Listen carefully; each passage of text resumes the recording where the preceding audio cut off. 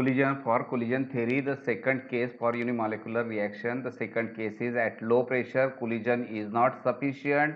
Then this condition is the K dash A concentration of very less than Kb. So K dash M plus Kb is nearly equal to Kb. Then this above equation is dP upon dt equal to Kb into Ka into concentration of A into concentration of M upon Kb get cancelled, then the resulting equation is the dP upon dt equal to Ka into concentration of A into concentration of M, and then this in this equation these two molecules shows concentration change, concentration of A as well as concentration of M.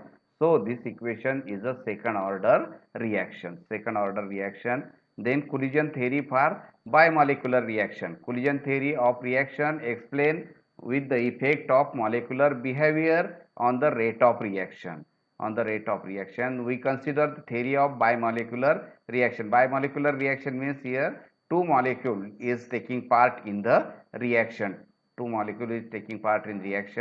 Then two molecule absorb energy and get activated. Out of the total activated molecule, some molecule shows fruitful effect of the reaction, means it actively take part in the reaction. Suppose Z be the molecule colliding per second per cc per second in reacting system. If Q be the fraction of activated molecule due to collision, and then specific rate constant K dash K is given by Z into Q, and the value of Z into Q for bimolecular reaction can be calculated from kinetic theory of gases already studied at FY level. And then suppose the gas containing only one molecule, then number of colliding molecule per cc per second is Z11 equal to under root of 2 pi sigma square V into n star square. We are directly this equation. Then where is sigma is the molecular diameter, V is average molecular velocity in centimeter per second, and n star is the number of molecules per centimeter cube. When two molecule, here two molecule of the same substance, here two molecule of different two molecules involved in the system, Z12, here Z11. So N1 N2 sigma 1 plus minus sigma 2 upon 2 bracket square under root of 8 pi RT M1 M2 plus M1 upon M1 plus M2, and where sigma 1 and sigma 2 is the molecular diameter of the first molecule and the second molecule. M1 and M2 with the molecular weight of first molecule and second molecule respectively, and N1 and N2 is the number of molecules for first molecule and the second molecule respectively. And then from the Maxwell distribution law of molecular velocity can be shown by number of activated molecule, and the fraction of activated molecule is given by the equation n equal to n star e raised to minus Ea upon RT. And this ratio multiplied when it transfer get divided, there Q equal to n upon n star equal to e raised to minus Ea upon RT, and you know K equal to Q into Z. So from this equation K equal to Z e raised to minus Ea upon RT, and K equal to Pz e raised to minus Ea upon RT, and in many gases or the solution reaction the result is too high, hence the probability factor P is introduced to minimize the rate of reaction. This is the collision theory for bimolecular reaction. Then we are going to see the limitation of collision theory. Collision theory explains the rate of reaction for unimolecular reaction, also for bimolecular reaction. This is logically and correct. However, it has some limitation. Then this theory is applied only to the simple gases reaction. It only applied to the simple gases reaction. It also valid for solution having a reaction of simple molecule. Means simple, we can say the collision theory is only applicable to the simple molecule, not the complicated molecule or not the complex reaction. For complex reaction, the experimental value is different than the theoretical value.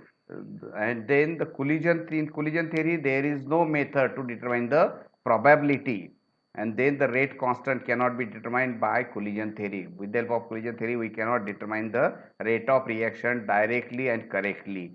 The collision theory, the breaking and formation of the bond involved in the reaction cannot be explained. How many number of bonds form, how many number of bond break in the reactant, and how his product is formed, which rearrangement is occur, cannot explain by the collision theory. Collision theory only assumes the kinetic energy, and rotational and vibrational energy is ignored. Other type of, only it explains the kinetic energy, and other type of energy is ignored. And this many drawbacks of collision theory is overcome by the modern transition state theory. Modern transition state theory, then here we can determine the method, order of reaction. Order of reaction, it is the total number of molecules taking part in reaction which shows concentration change is known as order. And for determination of order of reaction, number of practical method, experimental method is here. To determination of order of reaction, the reaction is carried out at constant temperature in thermostat, and concentration of one or more reactant or product is measured at different time intervals using suitable technique, and obtained data can be analyzed by suitable method, and we can determine the order of reaction. Then for determination of order reaction, first method is the differential method. In this method, the rate law is used to determine the order of reaction. You know the rate law. Then consider the general reaction of two different initial concentration. Suppose consider C1 and C2. Then let's for the dx1 upon dt to dx2 upon dt. This is the rate of reaction for first C1 to C2 are the rate order reaction.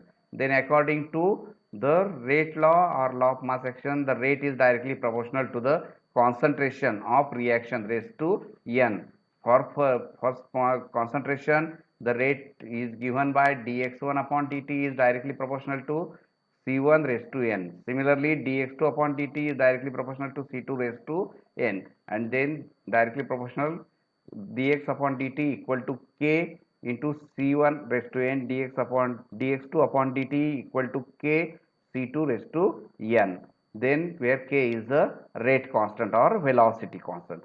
So taking ratio of both, then dx1 upon dt to dx2 upon dt equal to C1 raised to n upon C2 raised to n, because k and k get cancelled here, equal to C1 upon C2 raised to n. Then taking log of both sides, log of dx1 upon dt log to the log of dx2 upon dt equal to this power, in when you take the log, power get multiplied, then n log of c1 upon c2. According to rule of logarithm, log of dx1 upon dt minus log of dx2 upon dt equal to n into log of c2 minus log of c1 minus log of c2. And then by rearranging for the order of reaction n, because our aim is to determine the n, so n equal to log of dx1 upon dt minus log of dx2 upon dt upon log of c1 minus c2. By using this equation we can evaluate, we can determine the order of reaction by using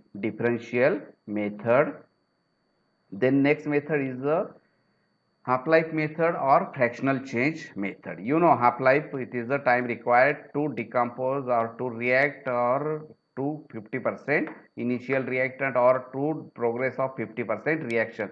This method is also called as the equifraction or equipartition method. In this method, the reaction is carried out at two different initial concentration. Then time required for definite fraction of reaction to take place is found, and usually considered as a 50% reaction, means half-life method is called as half-life, hence it is called as half-life method. And we have seen the first order reaction of concentration. You suppose consider here in the concentration, and then in general half-life period for nth reaction is inversely proportional to n minus 1 power of initial concentration.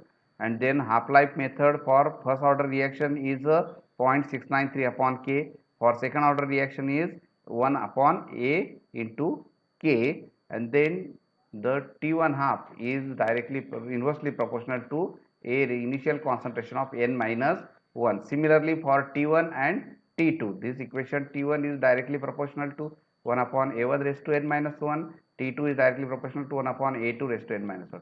Then taking ratio T1 and T2, then taking log of both side, and after simplification, this equation become n minus 1 equal to log of T2 minus log of T1 upon log of A1 minus log of A2, and from by using this equation minus 1, it get transfer plus 1, and then we can calculate the order of reaction by using half-life, first half-life T1, second half-life T2, first activity or concentration A1, second concentration is A2. In this way we can determine the order of reaction by using half-life method.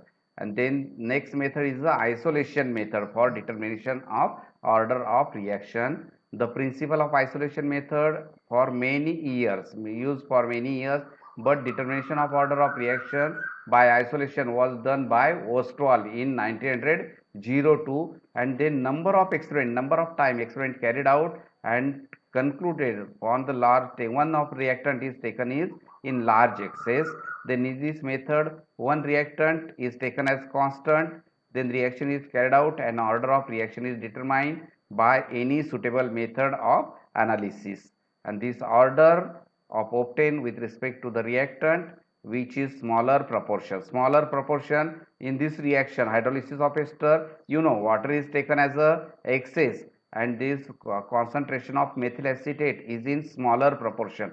So rate is respect to the smaller proportion, dx by dt equal to k into CH3COO CH3NN equal to 1. In next reaction, this twice CH3COOAg plus HCONA, then giving the product, and when silver acetate is taken as a excess,